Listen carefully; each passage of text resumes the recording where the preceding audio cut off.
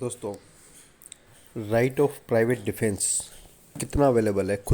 सिर्फ खुद की बॉडी के ऊपर ही अवेलेबल है, किसी और की बॉडी के ऊपर भी अवेलेबल है?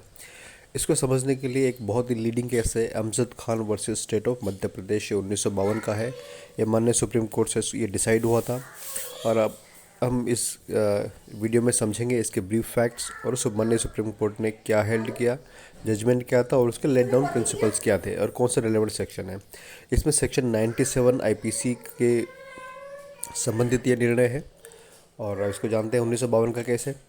तो इसमें सब्जेक्ट जो है इस वाद में IPC Amjad Khan versus state of Madhya Pradesh, इस वाद में आईपीसी के धारा 97 के अंतर्गत प्राप्त आत्मरक्षा के अधिकार के संबंध में स्थिति को स्पष्ट किया गया है। आत्मरक्षा मतलब राइट ऑफ प्राइवेट डिफेंस। इस वाद के तथ्य क्या थे? कटनी एमपी मध्य प्रदेश में एक जबलपुर के पास एक शहर है कटनी। उस कटनी के झंडा बाजार, जिसे चौक भी कहते हैं, में 5 मार्च 1950 ईस्वी को कुछ सिंधी शरणार्थियों तथा मुसलमानों में एक सांप्रदायिक झगड़ा हुआ। अमजद खान अभियुक्त तथा उसके भाई की दुकानें उक्त बाजार में सड़क के किनारे पर थीं तथा उनके मकान भी थे।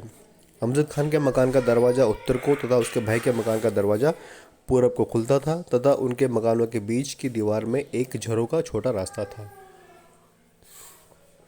झगड़े के समय भीड़ ने अभियुक्त के भाई के मकान का दरवाज़ा तोड़ दिया और मकान को लूट लिया तथा उसके भाई के परिवारजन झरोखा में से होकर अभियुक्त के मकान में पहुंचे और वहां शरण ली। अभियुक्त के भाई ने अभियुक्त को बताया कि भीड़ ने अभियुक्त की दुकान को तोड़ दिया है और उसे लूट रही है। अभियुक्त ने देखा कि भीड़ उसकी दुकान को लाठियों से तोड़ रही थी। तब उसने 2 फायर किए, जिससे एक सिंधी मारा गया तथा 3 अन्य सिंधी घायल हो गए।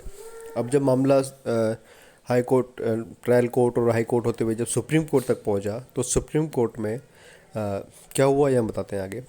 सर्वश्री फजल अली तथा बोस न्यायमूर्ति गण ने अपने निर्णय में कहा कि जबकि भीड़ अभियुक्त के भाई के मकान को तोड़ चुकी थी,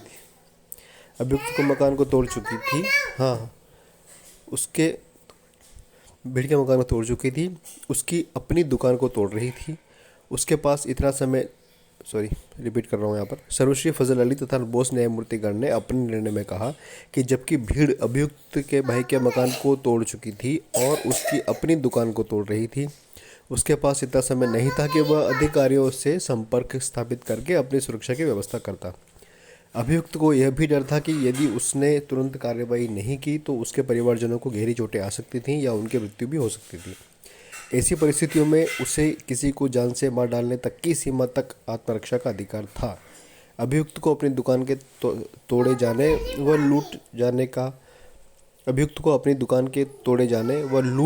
लूटे जाने तक प्रतीक्षा करना भी आवश्यक नहीं था। उसे आत्मरक्षा के लिए तुरंत कार्रवाई करने का अधिकार था तथा इस कार्यवाही में उसने आवश्यकता से अधिक बल का प्रयोग नहीं किया। उसने केवल 2 गोलियां चलाईं और जैसा कि उच्च न्यायालय के न्यायमूर्तिगण ने माना है कि निशाना काफ़ी नीचे की ओर था। यह तथ्य कि अभियुक्त द्वारा चलाई गई दोनों गोलियां केवल 4 सिंधियों को लगीं, इस बात को प्रमाणित करता है कि विपक्षी दल उक्त क्षेत्र में सक्रिय था। धारा 97 आईपीसी के द्वारा प्राप्त आत्मरक्षा का अधिकार केवल अपने शरीर की रक्षा तक ही सीमित नहीं है, बल्कि इस अधिकार का विस्तार दूसरे की शरीर की रक्षा, अपनी संपत्ति की रक्षा तथा किसी दूसरे की संपत्ति की रक्षा तक है। निर्णय, इसमें जजमेंट क्या था? अपील मान ली गई तथा अभियुक्त के विरुद्ध सिद्ध आरोप निरस्त कर दिए गए और अपील स्वीकार कर ली गई। और इसमें क्या प्रिंसिपल लेट डाउन था?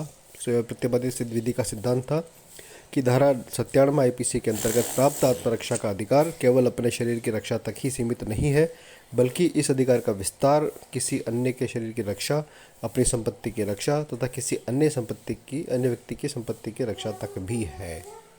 धन्यवाद।